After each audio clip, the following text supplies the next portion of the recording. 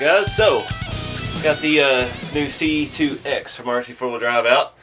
If you haven't seen the original unboxing video and first drive video, be sure to check those out if you're curious about this truck. Overall, I like it. The main thing that bugged me about it was the way the front bumper set really high.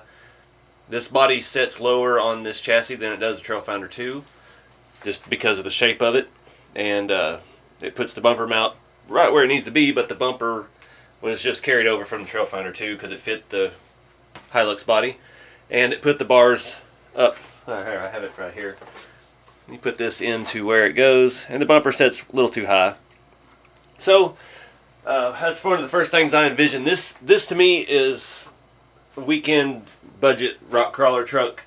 That's how I see it. If I was to build one, you know, I'd want it to still maintain some of its body, but it needed some protection. When I drove it, I was hitting the corners of the grill and stuff on rock, so something clean and simple. I just did a simple bar across the front. It's slightly bent in the center, and I did just a not too big a stinger in the front, just something to help deflect things around the grill.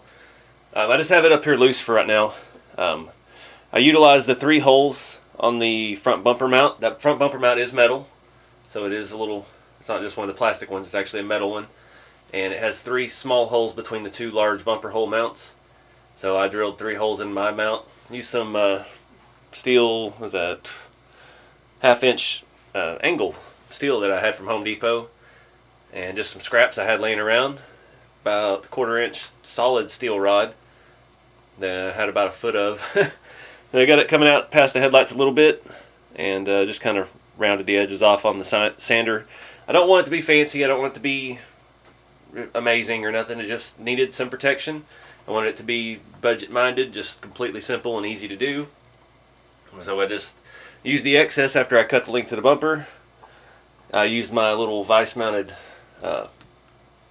tubing bender and bent the basic little stinger, trimmed the edges, welded it all together, and then ground down all my crappy welds because I'm used to using flux core on my Hobart, was that Handler 140 wire feed. I don't have a argon tank yet.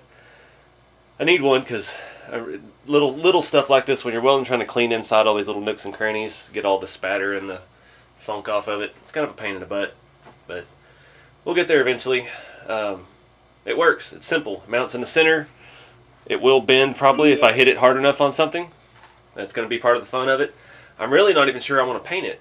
I kind of just want to leave it like it is, let it rust and scratch and rust and scratch, but I probably will because I don't want that much rust on it. I'll probably hit it with some rattle can black just like you would a real one, and we'll call it good.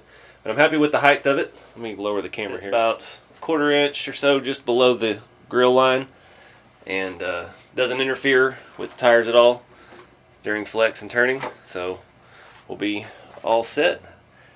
So I think it's going to work. I'm going to go ahead and take it off, and I'm just going to flat black spray paint, and we'll get it all mounted up once that dries. Alright guys, there it is. Clean and simple. It does look good in black. I'm glad I didn't leave it bare metal. It's going to get scratched up enough as it is. It's pretty sturdy. I mean, it's all welded, so it's not gonna give me any issues. It'll bend before it breaks. So I don't think I need to reinforce the stinger any. I thought about it, but there's really nothing to reinforce it to because it's so simple. And just mount it here in the middle, so the ends will probably get bent in if I hit something hard enough. Hitting something hard enough, it won't do that on this little nickel metal battery. So the next time you see this truck, it will have Dean's connectors and a LiPo in it, and we can get it out and see if that really improves our steering. I think it will, but we'll just have to wait and see. But again, this is the new CX2 from RC4wd. Check it out. I saw today they had some pre-order spots available. I don't know when they'll be available everywhere or anything yet, but coming soon. But I appreciate y'all watching, and you know, stuff like this, don't be afraid to try it. You know, if you got a place to weld, and an old welder, yeah. I started doing these. I built my first 2.5 rat rods with a $60 Harbor Freight stick welder. So, you know, get out there and learn. You don't have to know how to do this stuff to learn how to do this stuff. That's how it works. Something simple and clean like this you could do, and it's just $3 worth of tube from Home Depot. But appreciate y'all watching. Keep it scale, and I'll see you on the next one.